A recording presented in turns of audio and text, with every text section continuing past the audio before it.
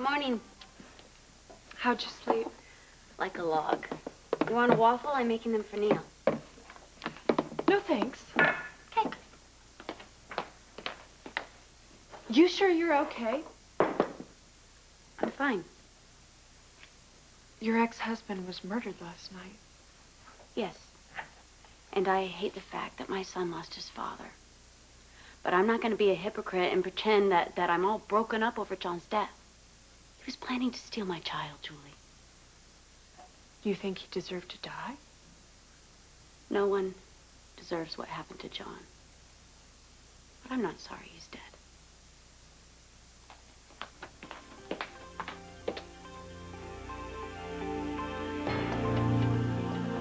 Eve, Joe Scanlon, and Courtney Canellos. Not a very likely list of suspects. We'll see. Victor, what can you tell me about who handled your sword last night? Well, the first one was Eve. It happened right here at the lighthouse. Yeah, I was here. Victor's sword fell off. Eve picked it up and she handed it back to him. What else? But at the party, Joe Scanlon was impressed by my samurai sword ritual, and he tried a few moves on his own. And Courtney Canellos? Well, I don't remember her touching the sword at all, but after I lost it in the funhouse, anybody could have got hold of it. None of these people is the general homicide killer. This death might not be connected to your book. Look, Kevin, in a murder investigation, the first person we look to is a family member. In this particular case, I have a family member with both motive and opportunity. You mentioned a custody battle. Yeah. Did you find something that might suggest that Courtney Canellos killed her ex-husband? My men searched John's hotel room. They found a phony passport for Neil and 2 one-way tickets to Greece. Abducting a son? Well, that could certainly be considered a motive on Courtney's part. And as to opportunity, the party provided plenty of that. It's only one scenario. There's still plenty of evidence that suggests that the serial killer did it. Eve and I both found notes that baited us into the maze where the killing took place. He was there.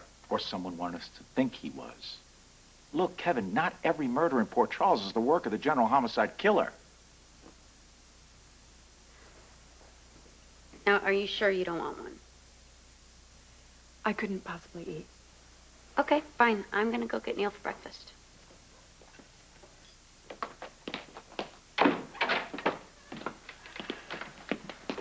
Hey, how you feeling? So much for hoping this Halloween would be different. When will it stop? Last night is over. Well, it certainly is for Courtney. Her ex was murdered a few hours ago, and this morning she's playing happy homemaker, making waffles like nothing ever happened. Everyone reacts differently to trauma. Some people cry their eyes out. Some make waffles. The woman's ex-husband was run through with the sword. No one could be this cold. It isn't normal. Maybe Courtney is trying to hold it together for Neil. Well, I'm not buying it. Courtney despised John. I would be suspicious if she acted devastated by his death. Frank, when my father was murdered, there was a lot of bad blood between us, but I was still upset. Julie, have a cup of coffee. No, I was poisoned once in this house, and I'm not going to let it happen again. Last night was a warning, and I'm not taking any chances. Julie, it's just coffee. You think I'm crazy, don't you? Well, what about Courtney? She could have killed John. Julie. No, how long has she been in Port Charles? Was she here before the murder started? Julie, relax. You're safe. We're all safe. Courtney is not a killer. All she did was make waffles. Don't patronize me, Frank. Who's to say Courtney isn't the general homicide killer? You'll let us know when you hear anything, won't you? Absolutely.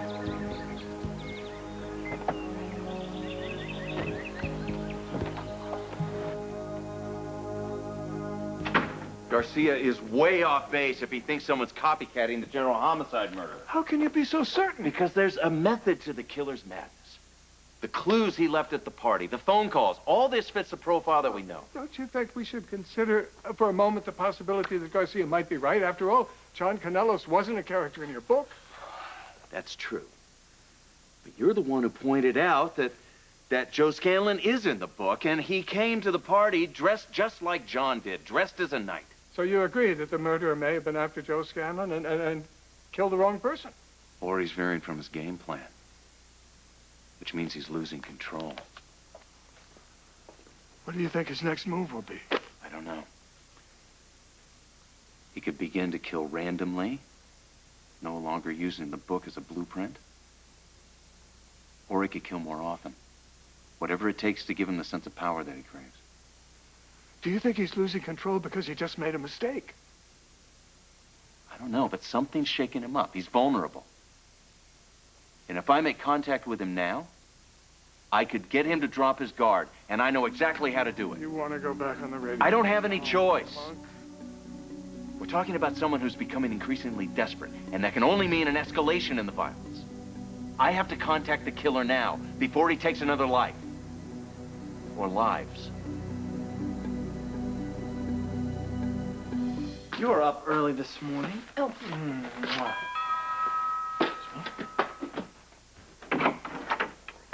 Garcia, Good morning. what can I do for you? I am here to question everyone that was at the Halloween party. You already interviewed us all last night. That was just the beginning. Who else is here? Just Courtney and Neil and John. And Frank and Julie and Lark went to the hospital. Ah. Detective? Garcia wants to question us again. How about I start with you? Why do you have to talk to her? He's questioning everybody who was at the haunted house last night, buddy, not just your mom. He just wants to figure out what happened, that's all. Hey, I got a good idea. Why don't you come and have breakfast with Joe and me, and your mom can talk to the detective alone? I'm staying with my mom. Hey, sweetie, your waffle's getting cold. I'm staying. Honey, please, just go and have breakfast with Joe and Karen, and I will be in there as soon as I can, okay? Please. All right. All right, go Come on, buddy.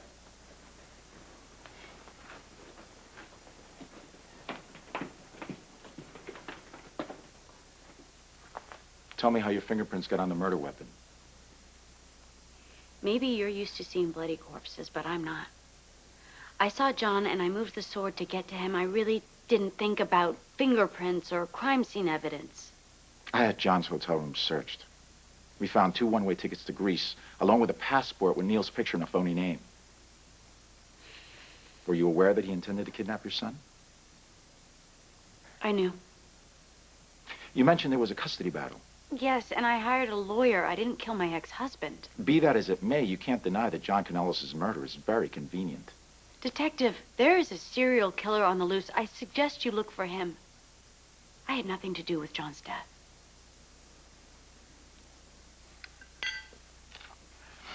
Listen, I'll tell you what. I'm going to play hooky from work today, and you and I are going to spend the whole day together and do whatever you want. How's that sound? I want to stay close to my mom. Well, your mom can come too. I don't want to go out. Okay, well, stay here, and when you get bored of beating me at basketball, we'll run a video. Okay. Why do you think somebody killed my dad?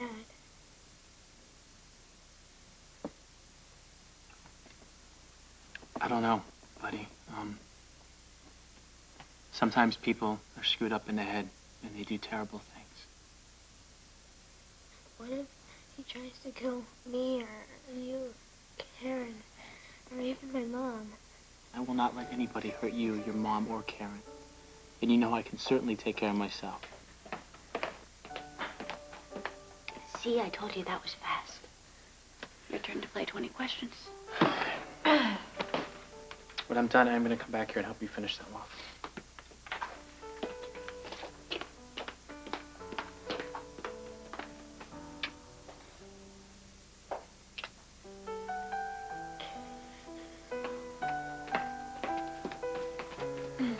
So what do you want, Garcia? Where were you two at the time of the murder? At the fun house. Together? No, we were separated. Actually, we didn't meet back up until I found Courtney and Julie with John's body. Where were you before you saw Karen? Just checking out the mummies. I heard the screams and I followed the sound. Joe, your fingerprints are on the murder weapon. How'd they get there? I held it at the party. I've never seen a real samurai sword, so I asked Victor if I could hold it, and he said yes. Did you see Courtney Canellis in the fun house? No, not until I saw her at the murder scene. You're pretty attached to her son, Neil, aren't you? I'm his doctor, and he's a good kid. I found evidence that Canellis was planning to abduct his son. Were you aware of that?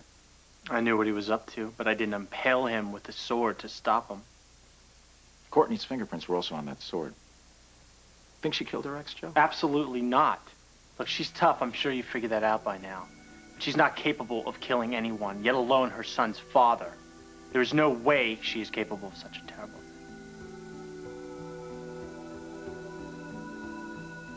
Do you think Detective Garcia will question me too? Well, maybe. You don't have anything to worry about, honey. I know. So then why do you have all these worry lines on your forehead? What if I say the wrong thing? You won't. Just tell him the truth. What if I say something I shouldn't, and I don't want you to go to jail. Oh, honey, I'm not going to jail. The police, they just need to ask everybody questions so they can find the person that did this. And if you tell them the truth, then you're helping them find the person who hurt your father. But I heard you tell Frank you wanted to get rid of Daddy.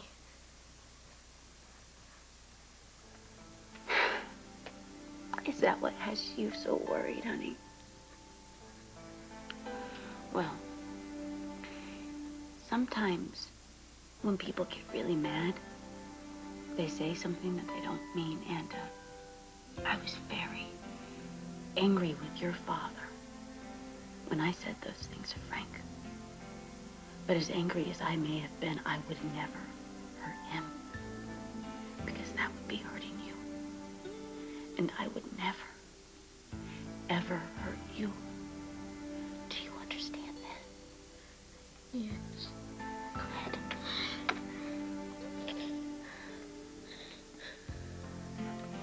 I'm on the air today because I want to speak to the person responsible for the General Homicide murders. Now, you warned me that you would kill again. But you made a big mistake, didn't you? You killed the wrong person.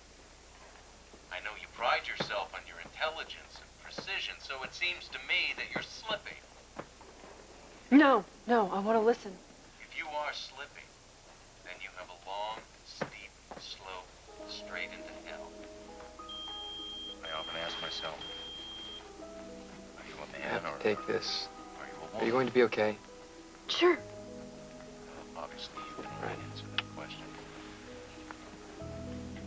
But we both know that killing Keep is an a eye on way it for me. of reaching out. But you have options. You don't have to do this alone. Why don't you call me? Let me help you.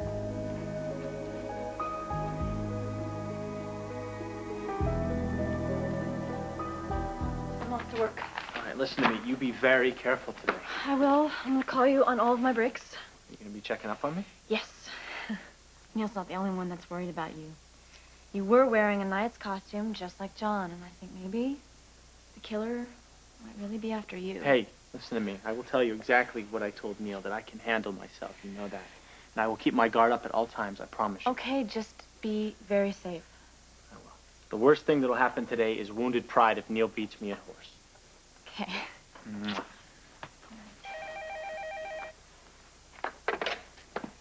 Hello? Yeah, it's for you. Hello? Yeah. You got the results back. Are you sure? That's great. Thank you. What? What is it? That was the lab. They got the results back from the DNA test. There's a 99% probability that I'm Neil's father. So, Courtney was telling the truth. Well, what are you gonna do now? I want to take my little boy in my arms and tell him that I love him, that he still has a father. But what? But how can I? I mean, Neil is still grieving the loss of the only man he's ever known as his father. And the truth will only confuse him, and I don't want to add to his unhappiness.